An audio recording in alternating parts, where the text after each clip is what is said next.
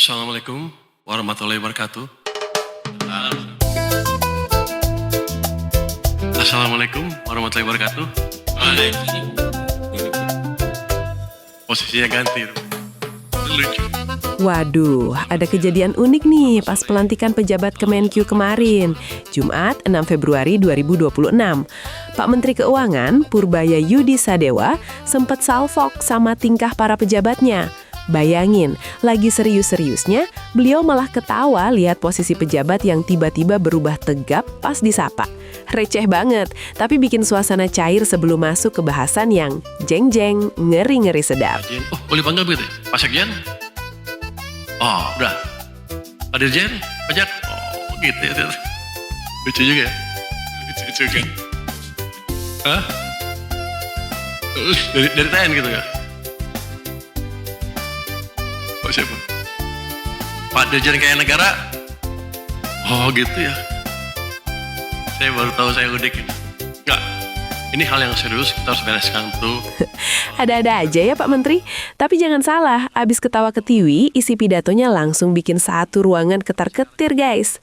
Eits, sebelum kita bedah poin-poin savage-nya, pencet dulu tombol subscribe di bawah, nyalain loncengnya biar kamu nggak ketinggalan info valid no debat soal uang negara.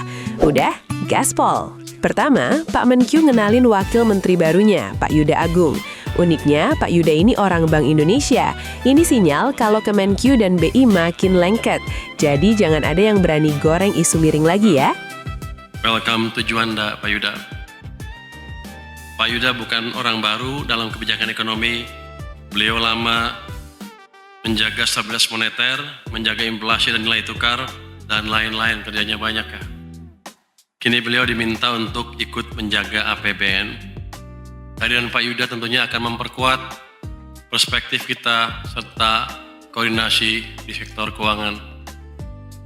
Itu makanya ada switch ya Pak ya. Supaya kita dengan BI semakin dekat. Jadi jangan dicurigain macam-macam teman-teman media. Ini emang desain supaya kita dengan BI semakin dekat lagi ke depan. Walaupun saya yakin sekarang udah cukup dekat ya. Di tengah gejolak yang sekarang banyak sentimen negatif di pasar, kita memang otoritas fiskal dan moneter harus semakin dekat lagi. Nah, masuk ke mode serius. Pak Menkyu nggak nutup-nutupin aib soal penggeledahan KPK di kantor pajak dan bea cukai baru-baru ini. Beliau belak-belakan spill temuannya. Ada safe house, duit tunai, sampai emas batangan 3 kilo. Gila, ini sih bukan oknum lagi namanya. Dan ada lagi, Pak Purbaya juga cerita pengalaman beliau sidak langsung ke perusahaan asing. Bayangin, perusahaan ini udah puluhan tahun operasi, tapi pajaknya bolong. Kok bisa? Ya jelas ada orang dalam yang main mata. Pak Menteri murka banget soal ini. Jadi gini guys, buat pegawai yang kerja bener, Pak Menteri janji bakal pasang badan. Tapi buat yang coba-coba korupsi, denger ini, beliau tegas bilang nggak bakal bantu kalau udah urusan hukum. Kalau udah pakai rompi oranye, tanggung sendiri akibatnya. Dan yang terakhir, beliau bicara target pajak naik atau digebukin DPR. Begini curhatan Dip Pak Menteri. Beliau ngaku susah tidur tiap malam karena target pajak harus naik drastis tahun ini. Kalau gagal lagi kayak tahun kemarin, siap-siap aja Kemenkyu dirujak sama DPR dan Presiden.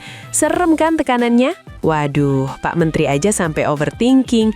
Tapi salut sih berani buka-bukaan borok biar Kemenkyu makin bersih. Gimana menurut kalian pidato Pak Purbaya ini? Tulis komentar kalian di bawah ya. Jangan lupa like video ini, share ke teman-teman kalian biar pada melek pajak, dan pastinya subscribe channel ini sekarang juga. Sampai jumpa di video selanjutnya. Ciao! Saya prinsip begini, ketika orang bea cukai atau pegawai Kementerian Keuangan mengalami hal tersebut, saya nggak akan tinggalkan Anda sendirian. Saya akan masuk, saya akan dampingin Anda lewat pendampingan ya. Tapi kami tidak bisa intervensi masalah hukumnya. Jadi kalau bapak-bapak mengerjakan hal-hal sesuai aturan, bapak-bapak ibu-ibu nggak usah takut. Kita akan jaga betul. Nggak akan ada pegawai pajak atau bea cukai yang di-abuse. Kecuali memang melakukan kesalahan. Kemarin kan kita gerebek di mana di Tangerang. Itu satu perusahaan Cina, salah satu dari sekian puluh yang beredar di sini.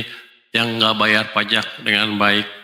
Fakta bahwa mereka bisa melakukan itu sekian tahun, sekian puluh tahun bahkan, beberapa puluh tahun udah di sini, itu menunjukkan bahwa orang di bawah kita, di bagian eksekutornya, ada yang ikut terlibat. Gampang itu sebetulnya. Nanti ke depan, kalau ada tempat yang seperti itu lagi, pejabat di atasnya sampai ke Kanwil akan saya minta pertanggungjawabannya. Tapi saya yakin dengan bapak-bapak ibu ini orang-orang terpilih semua kan, saya udah lihat track recordnya, ujiannya segala macam, kelihatannya sih nggak ada masalah untuk menjalankan hal itu. Asal Pak Sekjen rajin-rajinnya cek-cek ke bawah, Pak Dirjen juga rajin-rajin. Oh, boleh panggil begitu ya? Pak Sekjen? Oh, udah. Pak Dirjen, pajak? Oh, gitu ya. Lucu juga ya? Lucu juga. Hah? Dari TN gitu ya? Pak siapa? Pak Dirjen Kaya Negara? Oh gitu ya. Saya baru tahu, saya udik. Enggak, ini hal yang serius, kita harus bereskan betul.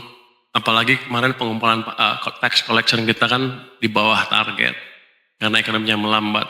Tapi saya harapkan dengan membaiknya ekonomi dan ke depan akan lebih baik lagi, kita bisa mengumpulkan pendapatan dari tax maupun biaya cukai yang lebih tinggi lagi. Saya sih mengharapkan ada perbaikan tax collection rate yang signifikan dari 9% sekarang, mungkin 11-12% untuk tahun ini, tahun depan kita perbaiki lagi. Jadi ini misi kita, misi yang berat untuk pajak. Kalau kemarin Anda mencapainya di bawah target, saya bisa ngelit di depan, bisa beralasan depan DPR bahwa karena ekonominya lambat. Tapi tahun ini kan nggak bisa lagi. Kalau sampai akhir tahun tax collection rate kita nggak membaik, padahal ekonominya tumbuhnya makin baik, saya akan digebukin DPR dan saya nggak bisa bertahan lagi. Saya nggak bisa memberikan argumen yang kuat.